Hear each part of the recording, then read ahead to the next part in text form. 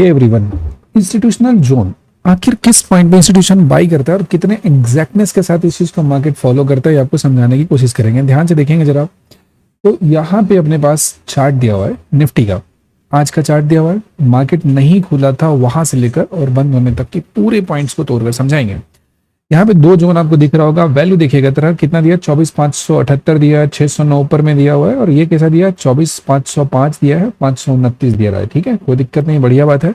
अब जरा देखिए, ये अपना टेलीग्राम चैनल है, सुबह का टाइम देखिएगा 9:45 का ये चार्ट दिया हुआ है आपका। यहाँ पे मार्केट ओपन होने से पहले भी अपने पास एक चार्ट जाता है, ये टाइम देखेंगे 8:30 का टाइम दिया हुआ है। ठीक है, अब जरा इस पर्टिकुलर जगह पे वैल्यूज हैं, इनको जरा कंपेयर करेंगे आप। ये पूरा जोन दिया ऊपर में नीचे, हर एक जोन के पीछे का जो स्टोरी लिखा है इस चीज को समझेंगे जरा।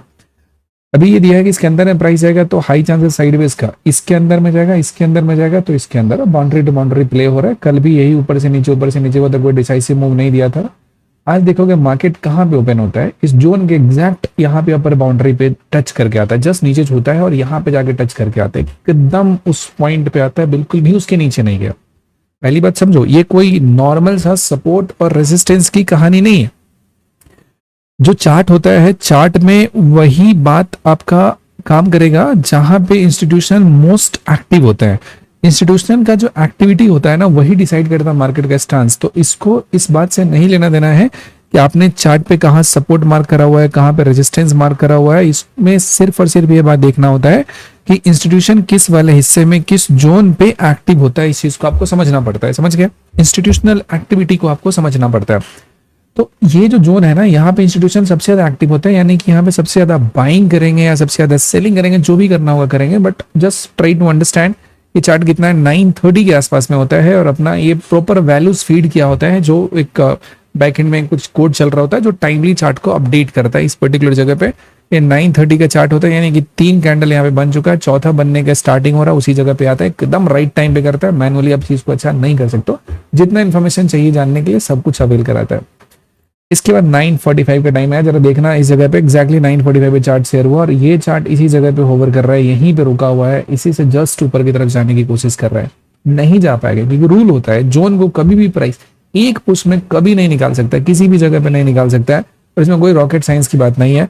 और नेक्स्ट चार्ट कितने पे आता है, 10:30 पे आता है, और ये ऋषि इसके ऊपर में जाता है, और यहाँ पे पहला फर्स्ट एक बढ़िया सा रेड कैंडल का फॉर्मेशन करता है, और वहीं से स्लिप करता है, और एग्जैक्टली सारे के सारे वैल्यूज यहाँ पे करेक्ट वही पॉइंट यहाँ पे नोट किया हुआ है। और देखना जरा चल के आएगा, फिर इस वाले जोन को नहीं तोड़ पाएगा, यहाँ से चलते हुए आता है। देखिए फिर इस इंस्टीट्यूशन जोन है, जो इंस्टीट्यूशन होता है ना, वो प्राइस को इतनी आसानी से अपने पास से दूर नहीं जाने देता है। उस चाहता है कि प्राइस को क्या करे, अपने पास वो होल्ड करके रखे, जितना ज्यादा उसको अट्रैक्ट करके रखे, एकदम चिपक जाएगा, मैग्नेट की तरह होगा। एंड ये इसी बिल्कुल प्राइस यहाँ से बिल्कुल कहीं भी नहीं जा पा रहा है, और यहाँ पे काफी टाइम बिताने के बाद फिर जब लोअर जोन से रिजेक्शन लेता है, तब फिर इसका जो मैक्सिमम टारगेट होता है कितना होता है, 24,529 के आसपास तक होता है।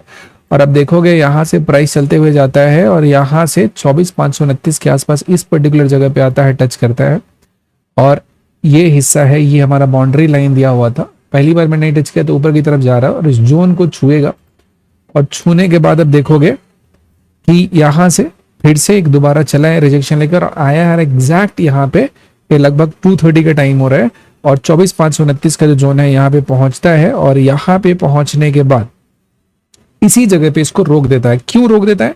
क्योंकि पूरा का पूरा जो जोन है ना, ये इंस्टीट्यूशन का 3 o'clock की कहानी है, और एग्जैक्टली कहां से चला है, इसके लोअर जोन से, और यहाँ तक आया। बहुत छोटा सा मूव था, बहुत बड़ा सा मूव यहाँ पे था नहीं करने के लिए, और फिर इसी जोन पे इसी पर्टिकुलर जगह पे रुका है, और यहाँ से ऊपर खींचते हुए चला गया है। End of the day chart का जो क्लोजिंग हुआ, वहां पे हमें ये चीज देखने को मिलता है।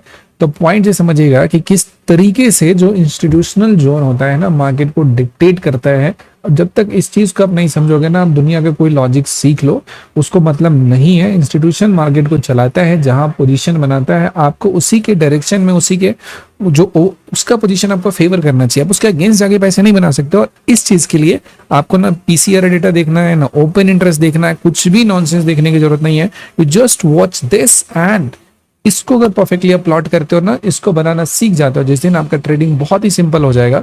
आपको दिखाता हूं ना इंस्टीट्यूशन जोन का कमाल, इसके प्रीवियस डे भी देखेंगे।